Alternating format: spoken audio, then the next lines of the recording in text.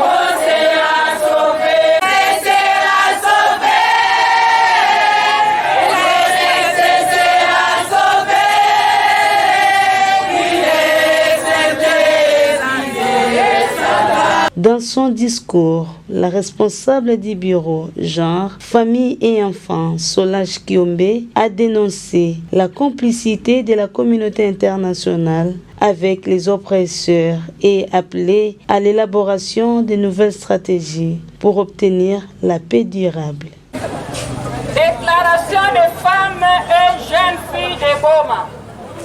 Au regard de la gravité d'agression planifiée, répétitive dans l'est de la RDC, nous, femmes et jeunes filles de Boma, regroupées au sein du bureau urbain du genre, famille et enfants, venons par la présente exprimer notre compassion envers toutes les femmes et jeunes filles et toute la population en général, victimes de l'agression en RDC.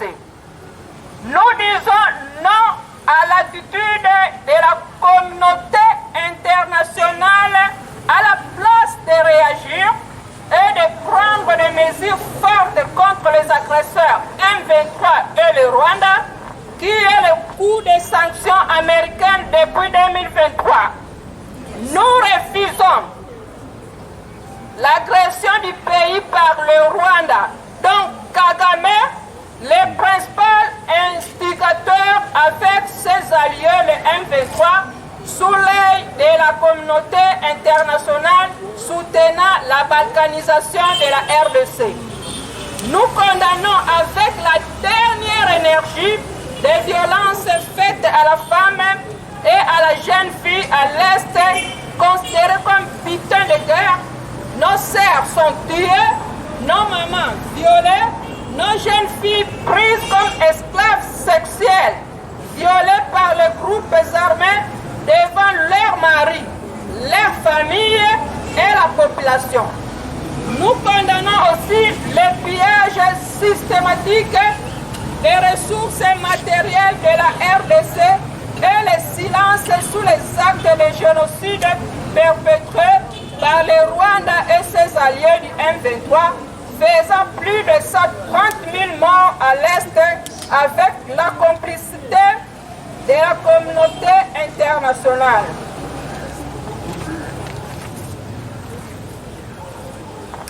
Nous demandons le respect de l'intégrité territoriale de la RDC. Exigeons instantanément le retrait immédiat des troupes armées du M23 sur notre territoire sans autre forme de procès. Au respect du principe d'intangibilité des frontières comme édité par la Charte des Nations Unies. Attendu que plusieurs instruments juridiques, tant sur le plan international, africain que national, condamnant les actes barbarisme perpétrés par le Rwanda à l'est de la RDC, nous citons la Déclaration universelle des droits de l'homme, la Convention sur toutes formes de la discrimination à l'égard de la femme, la résolution 1325 du Conseil de sécurité des Nations Unies, les chartes africaines des droits de l'homme, la Constitution du 18 février 2006, telle que modifiée et complétée en ce jour, la loi 06/018 du 20 juillet 2006. Nous disons non aux atrocités à l'égard des femmes, de jeunes filles et de la population de l'Est en général, de la RDC en particulier. La dignité de la femme et de la jeune fille doit être respectée. Nous invitons le gouvernement de la République démocratique du Congo à déposer une plainte auprès des juridictions internationales pour obtenir la condamnation du Rwanda et du M23 ainsi que la réparation de ces derniers de tous les préjudices subis. Ensemble marchons, résistons, disons non à la balkanisation. Ensemble soyons unis pour le Congo et rien que pour le Congo. Que vive la République démocratique du Congo. Avec Dieu, nous vivons.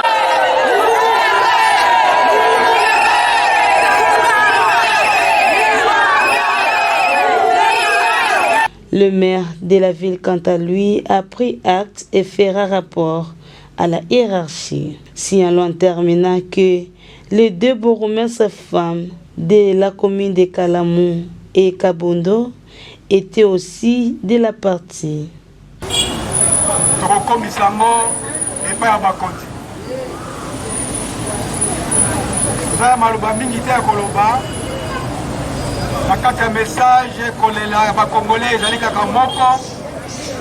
Occupation illégale ya mboka na biso na est, violation des droits humains, viol ya maman ya jeune fille, kidnapping, bombe na tongo lelo tolandi lisusu bombe ezokweya bandeko na biso baza kokufa. Biso awa to marché tokozonga na ndako mwa kimia ezali bandeko na biso na este kimia eza te. Yango wana tokosenga losambo mpo na bandeko na biso bazali kosouffrir na est. Nous demandons la paix. Nous voulons la paix. Rien que la paix. Rien que la paix. Merci.